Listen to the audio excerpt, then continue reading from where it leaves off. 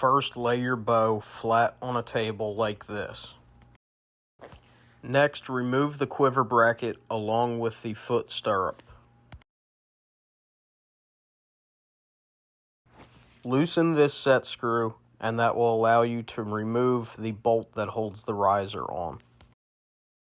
When you remove this bolt, take note that you should have a flat washer along with a lock washer.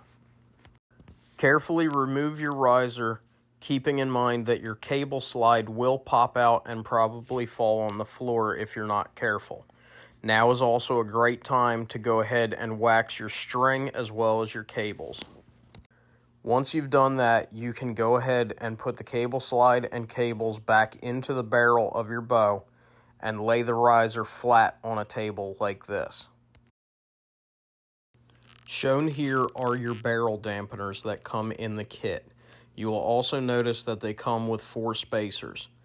The spacers are only necessary if you have a wider gap on some models that require it. You will know very quickly if you try and slide it in with the spacer and it does not fit. If they do not fit, you can go ahead and just slide them in like normal and you're good to go. Here you can see the dampeners installed. I have only installed 2 of them because I do not have enough room to install 4 due to my bow being a forward draw. This is a Turbo M1, so my string sits in front of the cables, so I could not slide them all the way down to the cable slide. If I installed them up to the cable slide, the string would contact them and break them, so I've positioned them farther forward. Now that you have them installed, you can go ahead and reinstall your riser bolt along with your flat washer and lock washer. Don't forget to retighten your set screw that holds your riser bolt in place while shooting. I am also running a TenPoint SDS kit. If you would like to see how to install this on your bow, I have a video up of that as well. But as you can see, it does work in conjunction with this kit.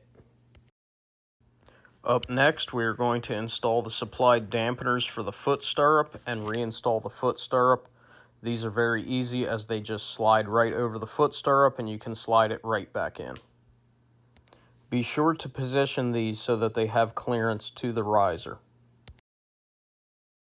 To reinstall the quiver bracket, I used a standard 7/16 wrench to tighten down the 2 set screws that also have 2 nylock lock nuts on them.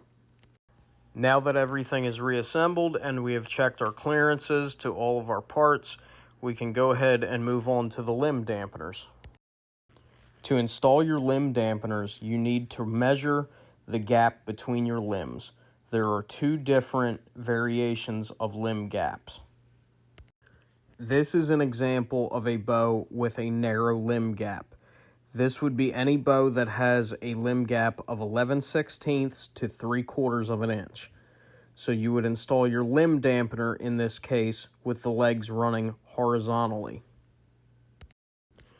This is an example of a wide limb gap. This would be any bow that has a limb gap of 13/16 to 1 3/8 of an inch. As you can see, the dampener is being turned 90 degrees to have the legs running vertically when installed. On my Turbo M1, my limb gap was 7/8 of an inch, so this would be a wide limb gap. For optimal performance of your limb dampeners, you want to position them approximately 2 inches from the riser. As you can see, I'm measuring from the 1-inch mark for better accuracy.